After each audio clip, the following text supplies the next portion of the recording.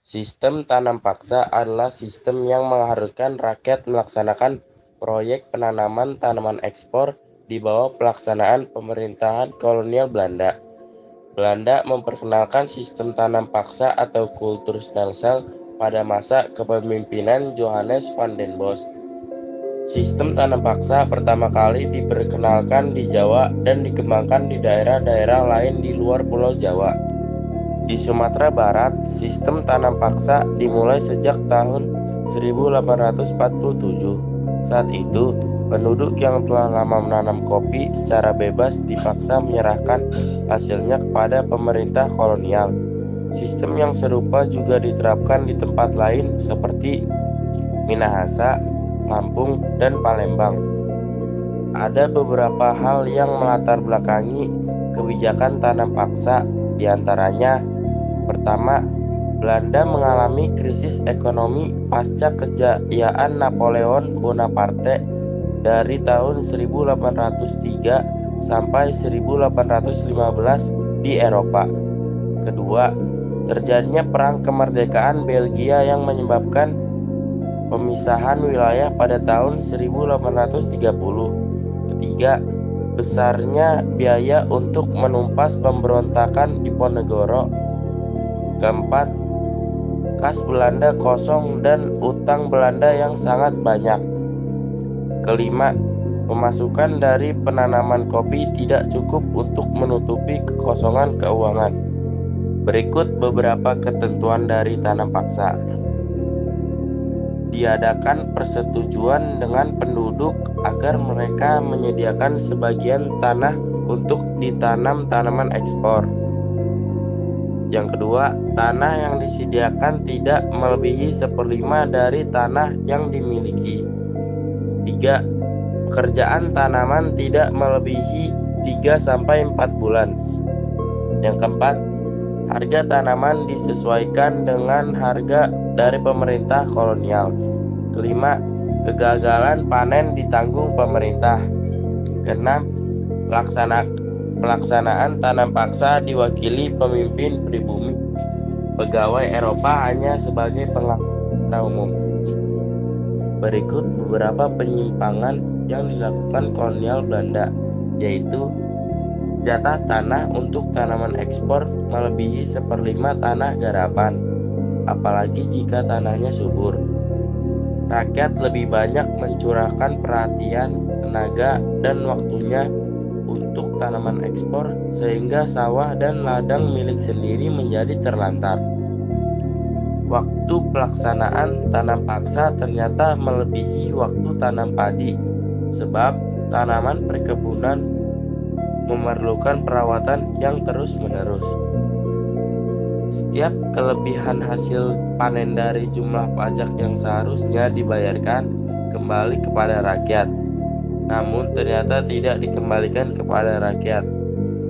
Kegagalan panen wajib menjadi tanggungan petani atau rakyat.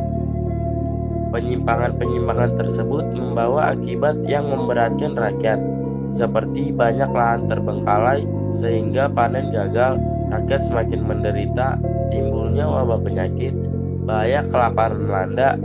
Kelaparan tersebut juga menyebabkan banyak rakyat yang meninggal sehingga jumlah penduduk menurun tajam.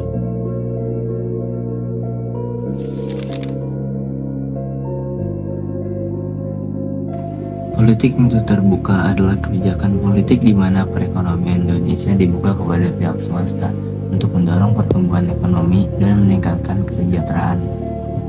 Seperti yang telah disebutkan sebelumnya, politik ini membuat Indonesia hanya bisa menjadi pengawas saja tanpa memiliki keterlibatan lebih lanjut dengan sistem politik dan pembangunan ekonomi yang dilaksanakan. Bahkan terbentuknya sistem politik pintu terbuka. Awal dari terbentuknya sistem politik ini adalah Traktat Sumatera yang dilakukan pada tahun 1871.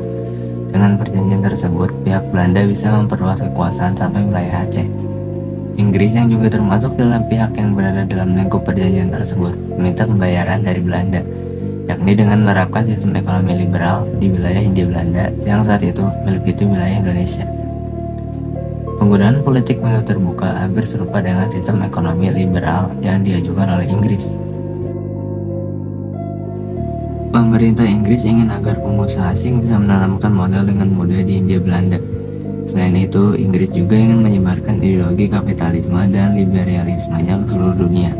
Daerah Jawa yang menjadi pusat perekonomian Nusantara pada saat itu akan lebih mudah untuk ditanami modal oleh pihak swasta Inggris.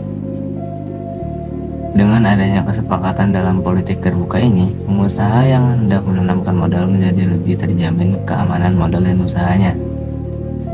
Mengetahui hal tersebut, pihak kolonial Belanda tidak mudah tertipu.